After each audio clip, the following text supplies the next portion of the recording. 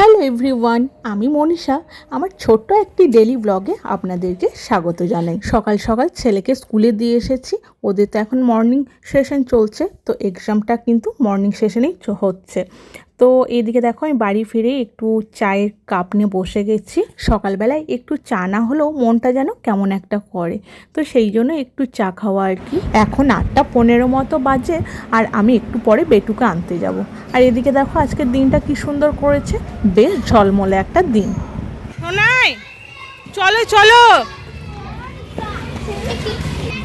Project দেখেছে? আচ্ছা, পরীক্ষা কেমন হলো? আচ্ছা, হেলথ চেকআপ হয়েছে? হেলথ চেকআপ হয়েছে? আচ্ছা, জামা প্যান্টের এরকম অবস্থা কেন? ঠিক আছে, চলো দাও। আজকের মতো ছেলের এক্সাম শেষ হলো, আবার নেক্সটের জন্য প্রিপারেশন নেওয়া। দেখো এক্সামটা শেষ হয়ে গেছে যেই অমনি কেমন খেলা আরম্ভ করে দিয়েছে।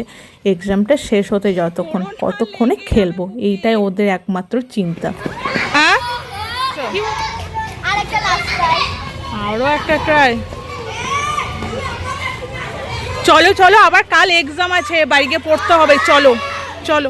বাড়ি ফিরে ছেলেকে খাইয়ে দাইয়ে তারপর আমি একটু দেখো এদিকে মা রান্না করছিল, কিন্তু আমি এদিকে ওটসের বড়া বানাচ্ছিলাম। মানে ওটস দিয়ে তারপর নানা ভেজিটেবলস দিয়ে একটা ওই বড়া টাইপের বানাচ্ছিলাম। তো সেটা আমরা সবাই খেতে খুব ভালোবাসি, তো স্পেশালি বাবা আর বেটুর জন্য বানানো।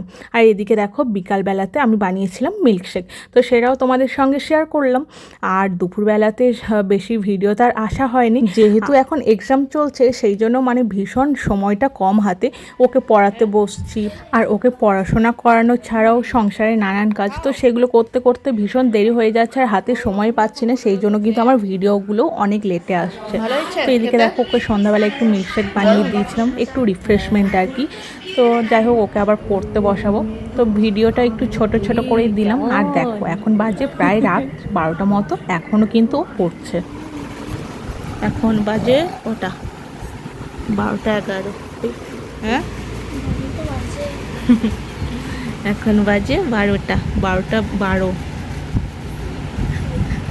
এখন বাজে 12টা 12। এখনো পড়ছে শোনাই। কি পড়ছো? কাল কি এক্সাম? ইভিএস। কাল ইভিএস।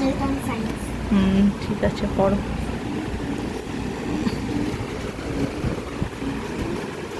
এখনো যে একটা অবধি পড়ো।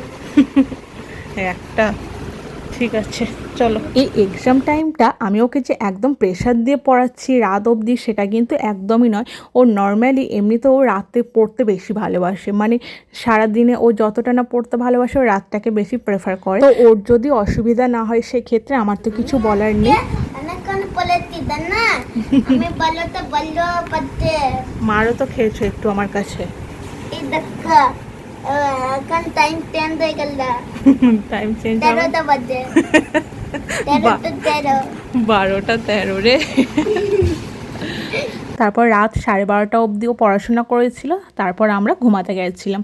তো আমরা এমনিতেও প্রতিদিন যখন ঘুমাতে যাই খুব মজা করি সবাই মিলে, মানে ঘুমাতে যাই, ভীষণ এনজয় করি সেই টাইমটা।